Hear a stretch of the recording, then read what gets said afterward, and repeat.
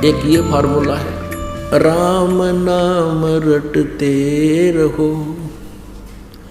राम नाम रटते रहो, जब तक घट में प्राणी, कभू तो दीन दयाल के भनक पड़ेगी कान।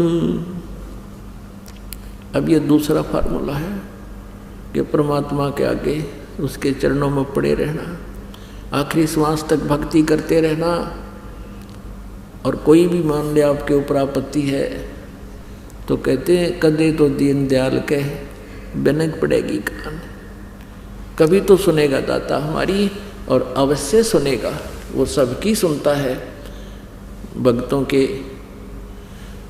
लिए तो वो अपना सतलोक त्याग कर यहाँ आ जाता है। तो पुण्यात्मा परमात्मा ने कहा कि राम नाम रटते रहो।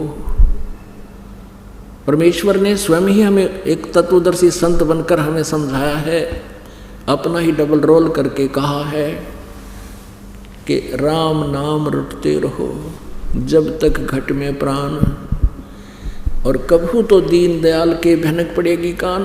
तो कौन से राम का जाप जपना चाहिए? अब यहां समस्या आती है। अब हमने अनेक राम यानी देव भगवान सेलेक्ट कर रखे हैं जिनकी हम पूजाएं करते रहे। भगवान ब्रह्मा जी जो रजोगुण हैं, भगवान विष्णु जी जो सतोगुण हैं, भगवान शिव जी जो तमोगुण हैं। ये हमारे पवित्र हिंदू धर्म के प्रधान देवता हैं। इनके बारे में अभी तक लोक वेद सुनाया जाता था इन अज्ञानी गुरु ऋषि महर्षियों और ब्राह्मणों के द्वारा कि ये अजरो अमर हैं, इन्हीं की पूजा करनी चाहिए। अब हमने राम सेलेक्ट करना है, हमने भगवान सेलेक्ट करना है, किसकी पूजा करनी चाहिए जिससे हमारा जन्म और मृत्यु का रोग नाश होए, जिस भगवान की भक्ति से हमारे शुभ संस्कार बने, अशुभ संस्कारों का नाश हो, हमारे प्रारब्ध के पाप कर्मों का नाश हो। एक कई बार भक्त प्रसन्न करते हैं कि जैसे भगवान श्री कृष्ण जी अर्थात विष्णु जी ने राजा मोरध्वज के पुत्र ताम्रध्वज को आरे से 2 फाड़ करवा के उसकी मृत्यु हो गई थी, फिर उसको जीवित कर दिया था। तो वो भक्त कहते हैं क्या भगवान श्री विष्णु अर्थात श्री कृष्ण जी में शक्ति नहीं है? ये भी तो दुख दूर कर सकते हैं। अब पुण्यात्माओं, अब मोरध्वज राजा के पुत्र को जीवित करके दुख दूर क्या किया? वो तो दुख पैदा किया श्री कृष्ण ने जाके, और जाके कह दिया हमारे शेर का आहार तुम्हारे परिवार में से एक आदमी हो। और लास्ट में लड़के के ऊपर आप फैसला कर दिया, तुम अपना लड़का काटो मेरे शेर के लिए, सिंह के लिए। अब उसने तो समस्या पैदा कर दी जाकर, उनके जी ने सुख के करया, वो लड़का जीवित कर दिया।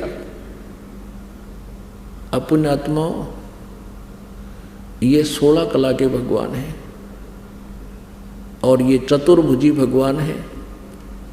एक छोटा मोटा सिद्ध भी ऐसी क्रियाएं कर देता है। गोरखनाथ जी ने अपने गुरु मच्छंदर नाथ जी की अस्थि उठा के, उनका शरीर फूंक दिया गया था, उन अस्थियों से ही उसको पुनर्मनुष्य बना दिया और जीवन दान दे दिया। तो यहाँ कहने का भाव ये है कि और वही श्री कृष्ण जी जिसने मोरध्वज के राजा के पुत्र ताम्रध्वज को जीवित कर दिया आरे से चरवा के मृत्यु के उपरांत, वो अपने सगे भांजे अभिमन्यु को जीवित नहीं कर सके। श्री कृष्ण अर्थात विष्णु जी जो सुभद्रा पुत्र थे अभिमन्यु जी, महाभारत के युद्ध में चक्रव्यूह में उनकी मृत्यु हो गई थी। पांडवों का कुल नाश हो रहा था। श्री कृष्ण रो रहा था, सुभद्रा रो रही थी। पांचों पांडवों के आंसू टपक रहे थे। श्री कृष्ण जीवित नहीं कर सके। कारण क्या है? परमेश्वर कबीर जी ने बताया है कि उस ताम्रध्वज लड़के के श्वास शेष थे, यानी उसकी आयु शेष थी, और उस अभिमन्यु की आयु शेष नहीं थी। उसके प्रारब्ध में इतना ही आयु था और वहीं उसकी मृत्यु निश्चित थी, जिस कारण से अभिमन्यु को श्री कृष्ण जीवित नहीं कर सके। मासा घटे न तिल बधे, विद न लिखे जो लेख, सच्चा सतगुरु मेट कर ऊपर मारे मेघ। तो कबीर देव जी, कबीर परमेश्वर जी यदि हमारी आयु शेष ना हो उसको भी आयु प्रदान कर सकते हैं। और इस दास के इस आध्यात्मिक जीवन काल में एक नहीं हजारों की संख्या में ऐसे उदाहरण है या इस संगत के अंदर, जिन्होंने सच्चे दिल से भगवान की नियमित मर्यादा में रहकर साधना की है, उनकी कह करके आयु बढ़ा रखी है।